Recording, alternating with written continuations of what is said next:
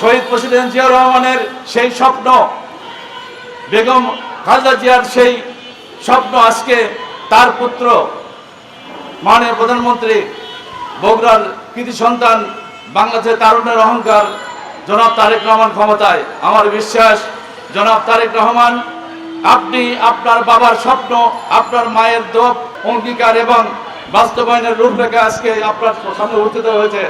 আপনি নিশ্চয় এই স্বতন্ত্র মাসেকে জাতিগ্রহণ করে আপনার বাবার স্বপ্ন এবং আপনার মায়ের সেই দেওয়া প্রতিশ্রুতি আপনি বাস্তবায়ন করবেন।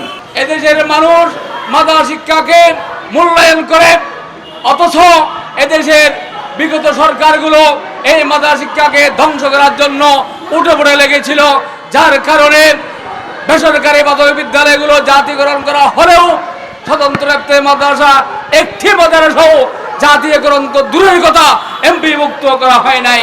এটা সুস্পষ্ট ষড়যন্ত্র ছিল বিগত সরকারগুলো এবং আমলাতান্ত্রিক জড়িততার কারণে পিছিয়ে পড়া স্বতন্ত্র মাদ্রাসাগুলো আজকে দণ্ডদশা অবস্থা আমরা আমাদের শিক্ষকরা চলে এসেছে। এই শিক্ষকদেরকে বহু কষ্ট এই ময়দানে দেওয়া হয়েছে। আমরা আর শিক্ষকদেরকে কষ্ট দিতে চাই না, যেহেতু এই সরকারের স্বপ্ন, শহীদ প্রেসিডেন্ট জিয়াউর রহমানের স্বপ্ন, দেশনেত্রী বেগম খালেদা জিয়ার স্বপ্ন, তাদের স্বপ্ন পূরণে আজকের প্রধানমন্ত্রী আমাদের আন্দোলন ব্যতীত, মাঠে শিক্ষকদেরকে কষ্ট দেয়া ব্যতীত, আজকের এই সাংবাদিকদের লেখনের মাধ্যমে উনি অবগত হয়ে অতি দ্রুত আশা করে ইনশাল্লাহ এবছরেই ইবতেদায়ী মাদ্রাসাগুলো জাতীয়করণের উদ্যোগ নেবেন।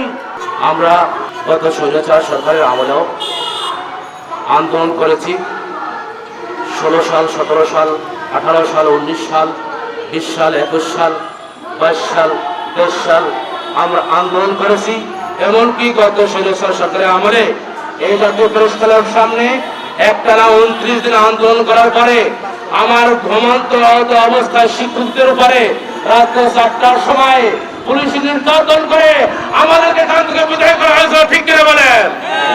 আপনারা দেখেছেন বিভিন্ন মিডিয়া এসেছে, গত 26 জানুয়ারি 2025 তারিখে শাহবাগ চত্বরে পুলিশ নির্যাতন আমার শিক্ষক ভাইরা কিভাবে অত্যাচার নির্যাতন সহ্য করেছে। আমার আজকে সেই ভাইরা বঙ্গত্ব বরণ নিয়ে বরণ করেছে।